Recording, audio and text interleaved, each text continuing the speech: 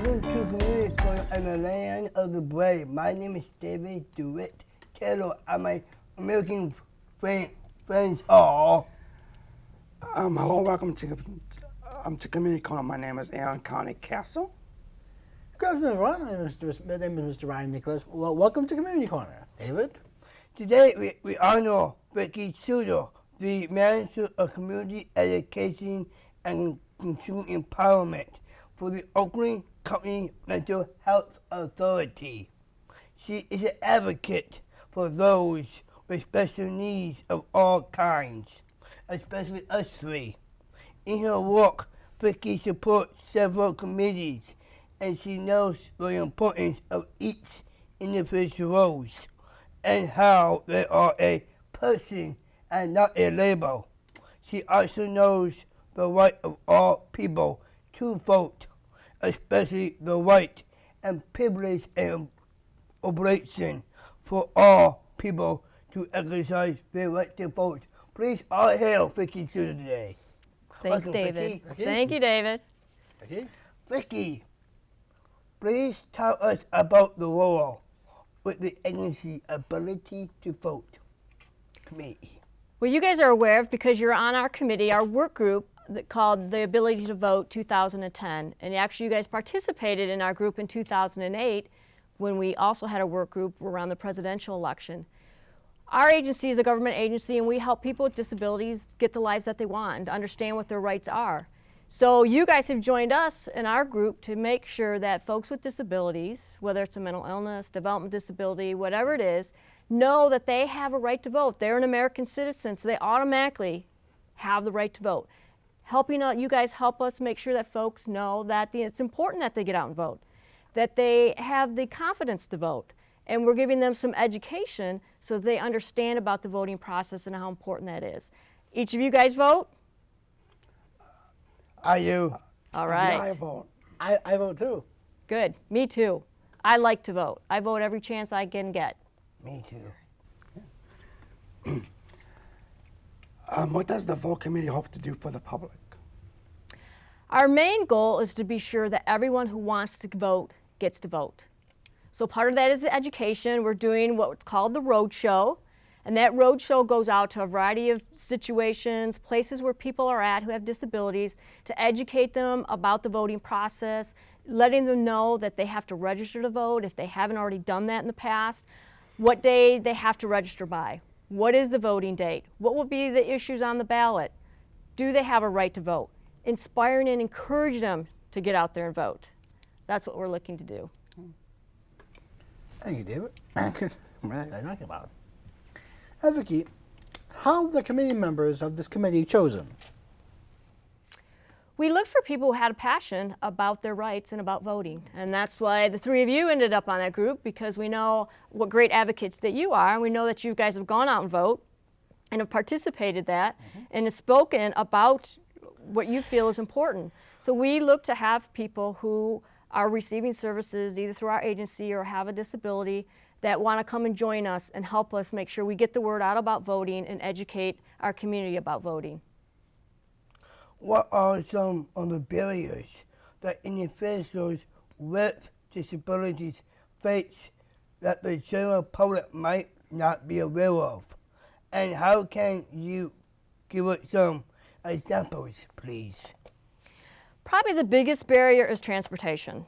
Often, sometimes people with disabilities or limited income don't have transportation of their own or reliable transportation. So they have to find a way to get to the polls. And ways that they can do that is to check with family and friends, see if they would be willing to take them, because they're going to go vote anyways. Maybe someone from their church or synagogue would be willing to take them and vote. If nothing else, our organization is helping the folks that we serve in our community with a transportation assistance. So we're accumulating some volunteers to help us on election day to get folks that don't have any transportation. We're going to help them get to the polls so they get to vote.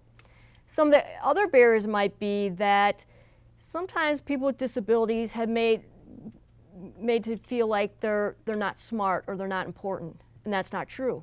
We're all smart, we're all important, we all have a right to vote. And so they think, oh, I can't go vote because of this or that. Not true. They should exercise their basic right as an American to go out and vote. We all have that right. No one can take it away from us. They need to get out there and vote. I agree. What challenges of transportation do those have with disabilities? Well, some people with disabilities can't drive or don't have their own car. So it makes it difficult for them to get to their voting polls. Sometimes they don't have public transportation in their area. Sometimes they can't afford to hire a cab to get them to the voting where they're supposed to go vote.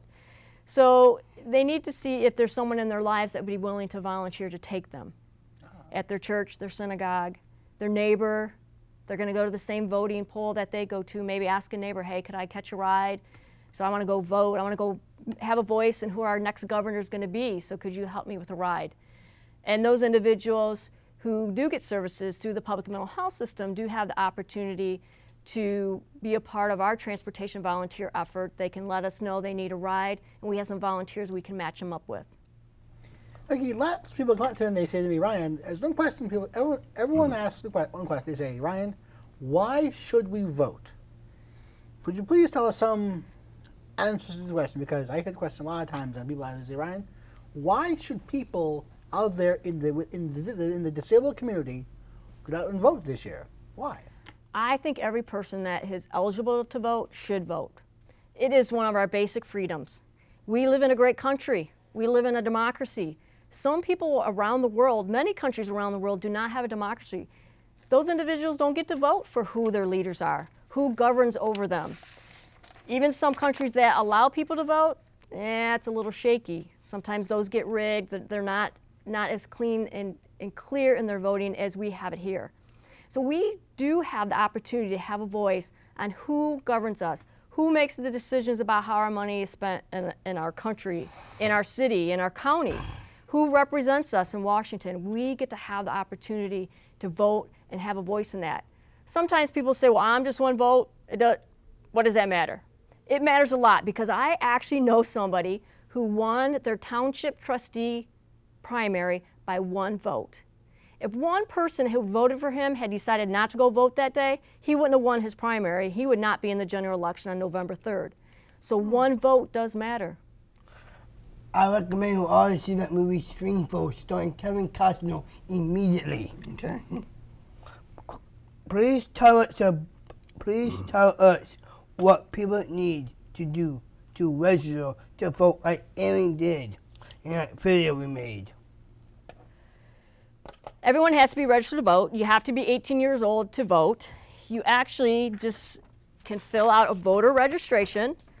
Our organization is a registration site. If you were to come into to Oakland County Community Mental Health, we would have these available. You could fill them out. We would take those and make sure they got to the county clerk's office.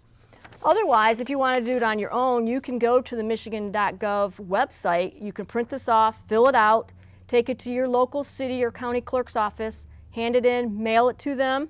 They will get you registered and send you a registration card.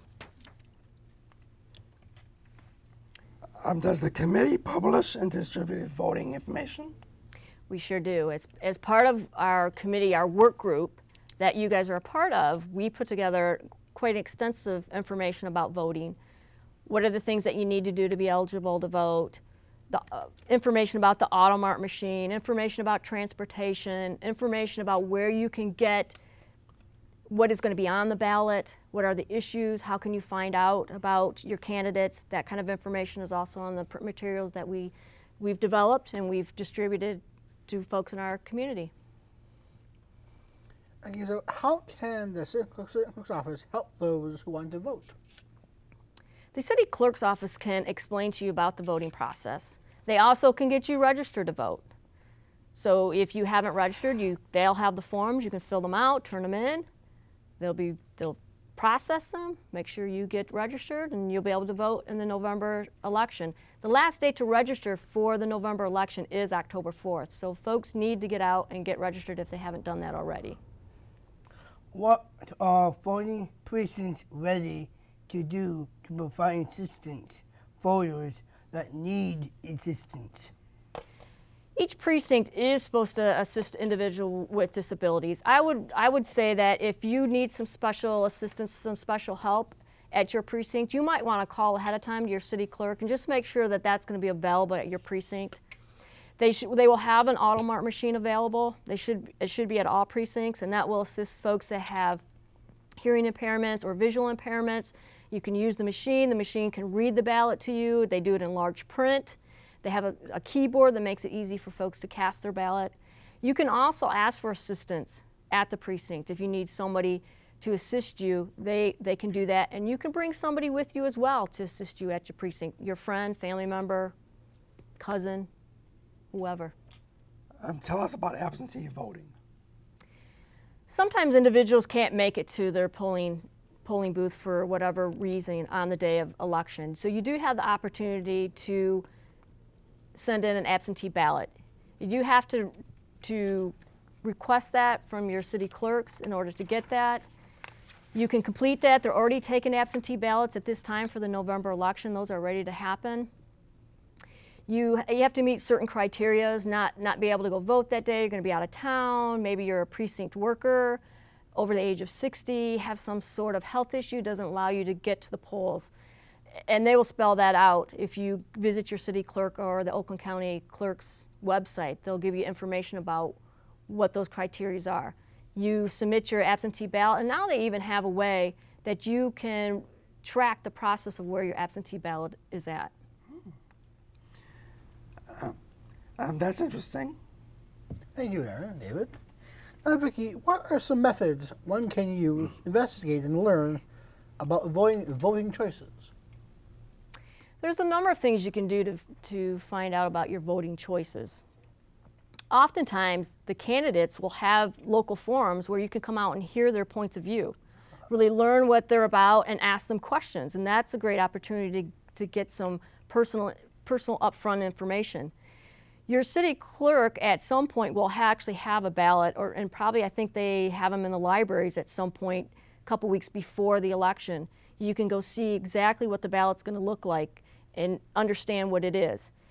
Another great website, I was just on there today, is Oakland County government's website. Their county clerk's website has some great information on there. It has a couple videos that tells you about voting. It tells you about the Automark machine. So folks could go visit that, and they can learn a lot about what's going on in the upcoming election. It will have your ballots on there as well. The voting progress has 5 main steps. Vicki, please tell us one step at a time about the allocation to vote. Well, I sure can do that, David. There are 5 steps to voting. And our first step, this is when you go into the precinct. It's November 2nd. We're going to vote for our governor and for our senators and representatives and whatever else is on the ballot. So we go into our precinct, and the first thing we have to do is sign in to vote. Number 1 is to sign in to vote. You got to sign a little piece of paper. You also have to bring ID with you. So if a driver's license or some other type of picture ID if you don't have a driver's license. They will give you the ballot. And you're going to take your ballot and you're going to go to a table where you have some privacy. And there's usually pins at that table as well. And you're going to sit and you're going to mark your ballot. You're going to go through each of the issues. That's step number 4, mark your ballot. Go through each of the issues and place your vote on those issues. And then you're going to, after you've finished completing your ballot, it's the final step 5. You're going to insert your marked ballot into the scanning machine. So you walk over to the scanning machine, you put your ballot in, it takes it, counts it, and then guess what you get? I voted sticker. What happens in the second step about the picture ID? They want to be sure that you're the person that is being presented before them. So they look at your ID, they look at you, are you the person, and then they mark off that you've casted your vote, because you can't vote twice. You only can vote 1 time. So they have to be sure that the elections are run well, that there's no cheating. So you come in, you show your ID, they say, yep, Aaron, that's you. Mark you off, and then you get to go vote. Okay. You know, tell us about the third step in voting when you have the ballot. Mm-hmm. Well, the ballot can be short or the ballot can be long. It depends on what's going on in that particular election season. This year we get to vote for our governor and probably some state senate and state representatives. And we're going to have a new governor because our current governor can no longer run because she's term limited. So as I get my ballot, I usually take a little bit of time to try to understand what's on the ballot before I go vote, because I want to have an idea and do some investigation and some learning about the issues and learning about the candidates. So I do some of that before I even go vote. But once I receive my ballot, I have a pretty good idea of who I want to vote for. And I take it and I go through each issue and I mark it. You don't have to vote by party. You could, but you don't have to vote straight party. I often do not. I choose the individuals that I want to vote for, and then I also vote for the other issues, sometimes local, sometimes state issues that are on the ballot. Please explain the first step is to receive your assigned ballot. When you walk in, you have to fill out, they give you a little piece of paper, at least in my precinct, it's a little piece of paper. I have to sign it, put my address on there. I turn it into one of the precinct workers, and she looks through either a book or something on the computer, and it says whether or not I'm a registered voter. Once she determines I'm a registered voter, I am who I am, she marks it off, and I'm off to the next step. What happens in the fifth step when the ballots are marked? Well, when I get to that fifth step and I've completed my ballot, I'm pretty happy. I'm happy that I've exercised my right to vote, that I get to exercise the extreme freedom that I have in this country to make decisions about who runs our country, who governs over us, who represents me in Michigan, who represents me in Washington, D.C. I love to vote. I always have. As soon as I turned 18, I started voting. So I get my ballot done, I'm happy. And I'm walking over with a big smile to that machine where I'm going to insert it, and it's going to count my vote, and it's going to be confidential. They have a jacket that goes over your vote, and you kind of feed your paper into the machine, takes it into the machine, counts it, it's confidential, and then I get my sticker. It's a good feeling, isn't it? It's a great feeling. Vicki, sometimes I'm at voting places sometimes. There's a machine, there's about the Automark machine. Mm-hmm.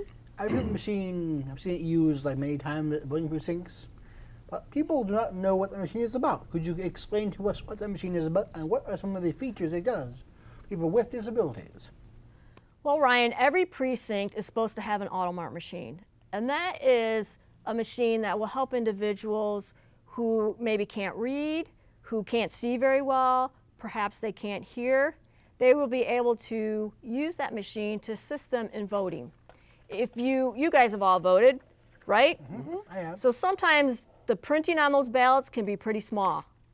And not everybody can read that small print, and they might need something that's a little larger print. Our Automark machine allows you to increase the size of the print. It will also read the ballot to you, and then it has a way that you can vote that makes it easier for folks that maybe can't write or fill in a little oval. So it's to assist persons who need a little extra to go vote. Thank you, Vicki. It's time to wrap it up. Ryan, can you please close our show? Of course I will. It has been wonderful to have you here today, Vicki, and sharing helpful, needed information about the very simple steps in voting and about the rights of all people to vote, about the responsibility and respecting all rights of Americans. Elections, thank you so much. I want to mention one more thing, ladies and gentlemen.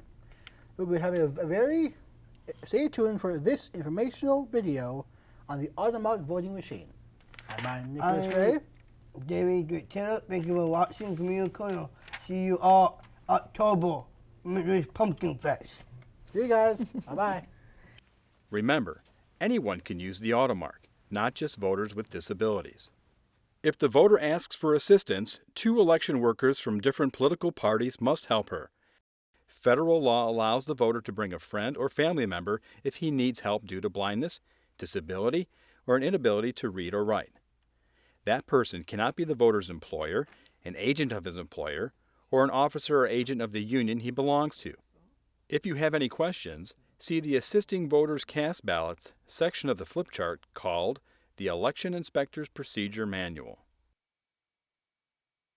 You will give voters using the Automark a ballot inside a special secrecy sleeve. The Automark sleeve is equipped with Velcro attachments and a Braille overlay that includes instructions. If voters request them, you may also give them the headphones. Remind them to unplug the headphones if they are not using them so their choices cannot be heard by other voters. Before the voter gets started, he can adjust the viewing screen to a comfortable angle. Then he presses the Velcro strips on the secrecy sleeve against the strips on the device and guides the ballot into the ballot feed tray. The Automark pulls the ballot from the sleeve. After a few moments, the voting instructions appear on the screen. The voter can read through them or put on the headphones and listen as a voice reads them aloud. Voting instructions. The Automark Voter Assist Terminal is designed to help you mark your optical scan ballot. The voter can enlarge the text using the Zoom In Out button at the bottom of the screen, or use the High Contrast button to change the screen to white letters on a black background. Now, let's see how the voter navigates through the ballot. Touching the screen directly is one way. The buttons at the bottom of the screen include a Next button that advances the ballot to the next screen, and it will flash when the voter is ready to move on. The Back button returns the voter to a previous contest. To make a selection, he presses the vote position next to the candidate's name, presses the candidate's name, or presses anywhere along the line where the name is listed. Make sure the oval is filled in before moving on. The voter can also use the keypad. The right arrow key, labeled Forward, takes him to the next contest, while the left arrow key, labeled Back, returns to the previous contest.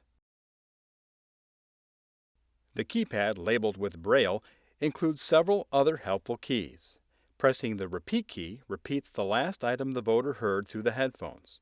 The Tempo key speeds up or slows down the reader's voice, and the Volume key makes the reader's voice louder or softer.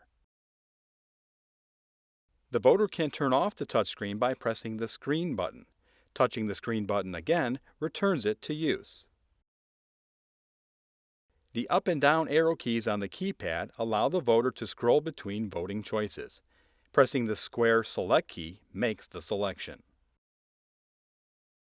The Automark alerts the voter if he tries to make more selections than allowed in a race or on a ballot proposal. He can also choose not to vote on a particular race or proposal,